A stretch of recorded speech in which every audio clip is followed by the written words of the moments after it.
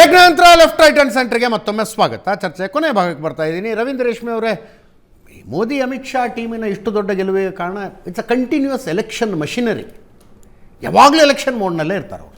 ಆ ಮೋಡಿಗೆ ಬರೋದಕ್ಕೆ ವಿಪಕ್ಷಗಳಿಗೆ ಆಗ್ತಿಲ್ಲ. ಚುನಾವಣೆಗೆ 9 ತಿಂಗಳು ಮುಂಚೆ ಇರುವಾಗ ನಾವೆಲ್ಲ ಸೇರ್ಕೊಂಡು ಒಂದು ಮೈತ್ರಿ ಮಾಡ್ಕೊಂಡ್ರೆ ಹೆಂಗೆ ಅನ್ನೋ ಫಸ್ಟ್ ಮೀಟಿಂಗ್ ಆಗುತ್ತೆ.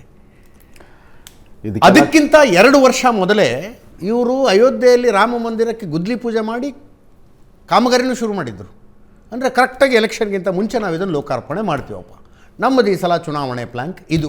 ಒಪ್ಕೊಳ್ತಾರೋ ಬಿಡ್ತಾರೋ, ಅಯೋಧ್ಯೆಯಲ್ಲಿ ರಾಮ ಮಂದಿರ ನಿರ್ಮಾಣದೊಂದಿಗೆ ನಾವು ಎರಡೂವರೆ ವರ್ಷದ ಹಿಂದಿನ ಪ್ಲ್ಯಾನು ಸರ್ ಅದು.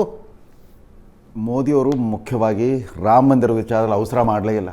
2014 ಅಧಿಕಾರಕ್ಕೆ ಬಂದ ಕೂಡಲೇ ಹೇಳಿದರು ದೇವಾಲಯಕ್ಕಿಂತ ಶೌಚಾಲಯ ಮುಖ್ಯ ಅಂತ 11 ಕೋಟಿ ಟಾಯ್ಲೆಟ್ ಕಟ್ಸಿದ್ರು.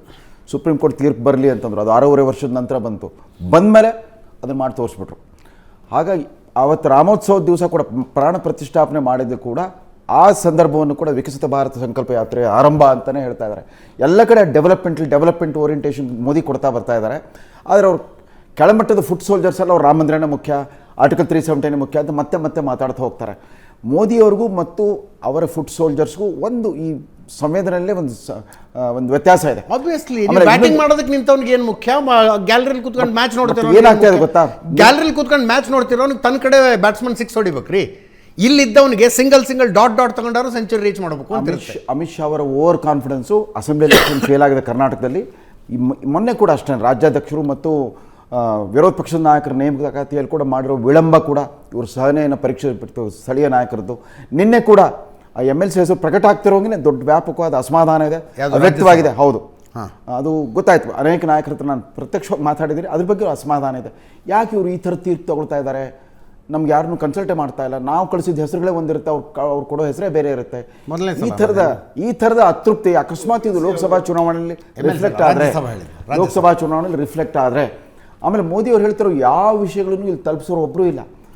ಅಟ್ಲೀಸ್ಟ್ ಇವ್ರು ನಿರ್ಮಲಾ ಸೀತಾರಾಮನ್ ಕರ್ಕೊಂಬರ್ಬೇಕು. ಈ ಪ್ರಾದೇಶಿಕ ನಮಗೆ ಕರ್ನಾಟಕಕ್ಕೆ ಅನ್ಯಾಯ ಮಾಡ್ತಿದ್ದಾರೆ, ಇದರಲ್ಲಿ ಸಂಪನ್ಮೂಲ ಹಂಚಿಕೆಯಲ್ಲಿ ಅನ್ಯಾಯ ಮಾಡಿದ್ದಾರೆ ಅಂತಾರೆ.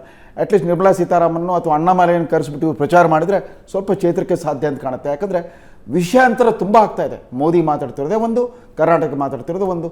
ರಾಮ ವಿವಾದ ಅಲ್ಲ ಸಮಾಧಾನ ಅಂತ ಹೇಳಿದ್ರು ಮರುದಿವಸವೇ ಅವರು ಹನುಮಾನ ಧ್ವಜ ವಿವಾದ ಎಬ್ಬಿಸ್ಬಿಟ್ರು, ಗಲಾಟೆ ಮಾಡ್ಕೊಂಬಿಟ್ರು. ಇದು ಹೀಗೆ ಆಗ್ತಾ ಇತ್ತು ಅಂತಂದರೆ ಕರ್ನಾಟಕ ಜನ ಮಾನಸಿಕ ನೆಮ್ಮದಿ ಮತ್ತು ಸಮಾಧಾನವನ್ನು ನಿರೀಕ್ಷಿಸ್ತಾರೆ ಹೊರತು ದಿನನಿತ್ಯ ಅವರು ಈ ಥರ ಒಂದಿಲ್ಲ ಒಂದು ಧ್ವಜ ಹನುಮನ ಹೆಸರಲ್ಲೂ ರಾಮನ ಹೆಸರಲ್ಲೂ ಜಗಳ ಕಾಯೋದನ್ನು ಇಷ್ಟಪಡಲ್ಲ. ನಮ್ದೇನು easy, the message is very clear. ಮೋದಿದೊಂದು ಫೋಟೋ ಹಾಕ್ತೀವಿ, ಬಿಜೆಪಿ ಒಂದು ಧ್ವಜ ಕಟ್ತೀವಿ, ಮುಗಿತು ನಮ್ಮ ಕೆಲಸ ಅನ್ನಂಗಿದ್ದೀರಿ ನೀವು ಅಂತ. ಇಲ್ಲ, ಆ ಥರ ಏನಿಲ್ಲ. ಆರ್ಗನೈಸೇಷನಲ್ಲಿ ನಾನು ಕಳೆದ ಸರ್ಕಾರ ಇದ್ದಾಗಲೂ ನೋಡಿದ್ವಿ, ನಮ್ಮ ಸರ್ಕಾರ ಇಲ್ದಾಗಲೂ ನಾವೆಲ್ಲ ಆರ್ಗನೈಸೇಷನ್ ಕೆಲಸ ಮಾಡ್ತೀವಿ. ನಮ್ಮ ಕೆಲಸ ನಡೀತಿರೋದು ಆರ್ಗನೈಸೇಷನಲ್ಲಿ ಅಚೀವ್ಮೆಂಟ್ಸ್ ಬಗ್ಗೆ ನಾವು ಮಾತಾಡ್ಕೊಂಡು ಬರ್ತಾ ಇರೋದು. ಇವಾಗ ಹಳ್ಳಿ ಗರ್ ಚಲೋ ಗಾವ್ ಚಲೋ ಕಾರ್ಯಕ್ರಮಗಳು ಇವತ್ತು ಉದ್ಘಾಟನೆ ಆಯಿತು. ನಡ್ಡವ್ರ ಕಾರ್ಯಕ್ರಮ ಇದು ಚಿಕ್ಕಬಳ್ಳಾಪುರದ ನಾವು ಅಧಿಕೃತವಾಗಿ ಚಾಲನೆ ಕೊಟ್ಟಿರೋದಕ್ಕೆ ಈಗ ಆಲ್ರೆಡಿ ನಾವು ಅದನ್ನು ಚಾಲನೆ ಮಾಡಿದ್ವಿ. ನಾರಿ ಶಕ್ತಿ ಯೋಜನೆ ಕಾರ್ಯಕ್ರಮ, ಮಹಿಳೆಯರಿಗೆ ಏನೇನು ಅನುಕೂಲತೆ ಆಗಿದೆ ಅನ್ನೋತಕ್ಕಂಥ ನಾವು ಹೇಳ್ತಾ ಇದ್ವಿ. ನಮ್ಮದು ಕೇಂದ್ರದ ಅಚೀವ್ಮೆಂಟ್ಸ್ಗಳ ಬಗ್ಗೆ, ಜೊತೆ ರಾಜ್ಯ ಸರ್ಕಾರದ ಫೇಲ್ಯೂರ್ಸ್ ಬಗ್ಗೆ. 8 ತಿಂಗಳಿಗೆ ಆಡಳಿತ ವಿರೋಧಿ ಅಲೆ ರಾಜ್ಯ ಸರ್ಕಾರದಲ್ಲಿ ಪ್ರಾರಂಭ ಆಗಿದೆ. ನಿನ್ನೆ ನಾನು ಒಂದು ಹಳ್ಳಿಲಿ ಕೂತಿದ್ದೆ ಸರ್, ಹಳ್ಳಿನಲ್ಲಿ ನಾಗಮಂಗಲದ ಒಂದು ಹಳ್ಳಿಲಿ ಕೂತಿದ್ದೆ. ಬಸರಾಳು ಮದುವೆಗೆ ಹೋಗಿದೆ. ನೀವು ಯಾರ ಬಾಯಲ್ಲನ್ನ ಕೇಳಿ ಸರ್, ಹಾಳು ಮಾಡಾಕ್ಬಿಟ್ರು. ನಮಗೆ ಕಾಂಗ್ರೆಸ್ ಅವರು ಕರೆಂಟ್ ಬಿಲ್ ಜಾಸ್ತಿ ಆಯಿತು, ಪ್ರತಿ ಇದೇ ವಿಷಯಗಳು ಚರ್ಚೆ. ಸರ್ ಅದಕ್ಕೊಂದು ಮಾನದಂಡ ಇಲ್ಲ. ಆಡಳಿತ ವಿರೋಧಿ ಅಲೆ ಇದೆಯಾ, ಆಡಳಿತ ಪರ ಅಲೆ ಇದೆಯಾ, ಮಾನದಂಡ ಇಲ್ಲ. 8 ತಿಂಗಳು ಅವ್ರು ಯಾವ್ದು ಹಳ್ಳಿಗೆ ಹೋಗಿದ್ರಂತೆ, ಹೋದಲ್ಲೆಲ್ಲ ಸಿದ್ದರಾಮಯ್ಯ ಗುಣಗಾನ ನಡೀತಿತ್ತಂತೆ, ಯಾರು ಹೇಳ್ಬೋದು. ಅದಕ್ಕೆ ಮಾನದಂಡ ಇದೆಯಾ? ಆಡಳಿತ ವಿರೋಧಿ ಅಲೆ ಪ್ರಾರಂಭ ಆಗ್ತದೆ, ಮಾನದಂಡ ಇದೆಯಾ? ಆಡಳಿತ ವಿರೋಧಿ ಅಲೆ ಪ್ರಾರಂಭ ಆಗ್ತದೆ. 3 ತಿಂಗಳಿಗೆ 30 ಜನ MLAಗಳು ಬಸವರಾಜ ರಾಯರೆಡ್ಡಿ ನೇತೃತ್ವದಲ್ಲಿ ಸರ್ಕಾರದ ವಿರುದ್ಧವಾಗಿ ಹೈಕಮಾಂಡಿಗೆ ಪತ್ರ ಬರೀತಾರೆ, ಟ್ರಾನ್ಸ್ಫರ್ ವಿಷಯದಲ್ಲಿ ಪತ್ರ ಬರೀತಾರೆ. ಭ್ರಷ್ಟಾಚಾರ ಆಗ್ತಾ ಇದೆ. ಕೆಂಪಣ್ಣ ಒಂದು ರೀತಿ ಸ್ಟೇಟ್ಮೆಂಟ್ ಕೊಡ್ತಾರೆ, ಈ ಸರ್ಕಾರದಲ್ಲಿ ಏನು ನಡೀತಿದೆ ಅನ್ನತಕ್ಕಂಥದ್ದು. ಇದು ನಾವು ಜನಗಳ ಮಧ್ಯದಲ್ಲಿ, ಜನತೆ ಮಧ್ಯದಲ್ಲಿ ನಾವು ಹೇಳ್ಕೊಂಡು ಬರ್ತಾ ಇದ್ದೀವಿ. ಕೇಂದ್ರ ಸರ್ಕಾರದ ಅಚೀವ್ಮೆಂಟ್, ರಾಜ್ಯ ಸರ್ಕಾರ ವೈಫಲ್ಯ, ದೇಶದಲ್ಲಿ ಜನತೆ ಮಧ್ಯದಲ್ಲಿ ನಾವು ಹೇಳ್ತಾ ಇದೀವಿ. ನಾವು ಈ ದೇಶದಲ್ಲಿ ಸಾವಿರಾರು ಜಾತಿಗಳಿದೆ.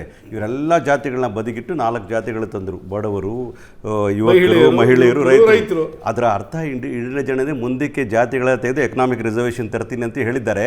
ಅದಕ್ಕೆ ವರ್ಗಗಳು ಅಂತ ಹೇಳಬೇಕಾಗಿತ್ತು, ಜಾತಿಗಳಂತ ಹೇಳಿದ್ರೆ ಅರ್ಥ ತಿಳ್ಕೋಬೇಕು. Futuristic plan to get economic that was the historical plan of Pandit Jawaharlal Nehru. Let me complete. Let it be. Afterward we'll Pandit Jawaharlal Nehru historical plan fight ಮಾಡೋದು election. ಅವರು ಫ್ಯೂಚರ್ ಪ್ಲಾನ್ ಅಂತ fight ಮಾಡೋದು election ಏನಂತೆ inclusive India ಇರಬೇಕು, tolerant. ಎಲ್ಲ ರಾಜ್ಯದ ಮುಖ್ಯಮಂತ್ರಿಗಳು ಪತ್ರ ಬರೆದಿದ್ದಾರೆ.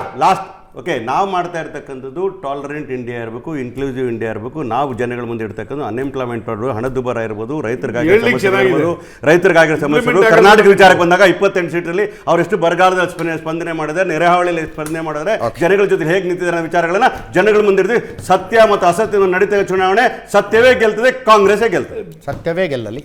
3 ಜನರಿಗೂ ಧನ್ಯವಾದ. Thank you so much Prashant. ಇದರೊಂದಿಗೆ ಇವತ್ತಿನ ಲೆಫ್ಟ್ ರೈಟ್ ಆ್ಯಂಡ್ ಸೆಂಟರ್ ಮುಗಿಸ್ತಾ ಇದ್ದೀನಿ. ನೇರ ದಿಟ್ಟ ನಿರಂತರ ಸುದ್ದಿಗಾಗಿ ನೋಡ್ತಾ ಇರಿ ಏಷ್ಯಾನೆಟ್ ಸುವರ್ಣ ನ್ಯೂಸ್.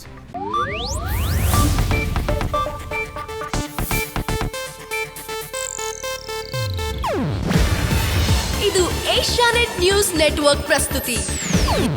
ನೀವು ನೋಡ್ತಿದ್ದೀರಾ ಏಷ್ಯಾನೆಟ್ ಸುವರ್ಣ ನ್ಯೂಸ್.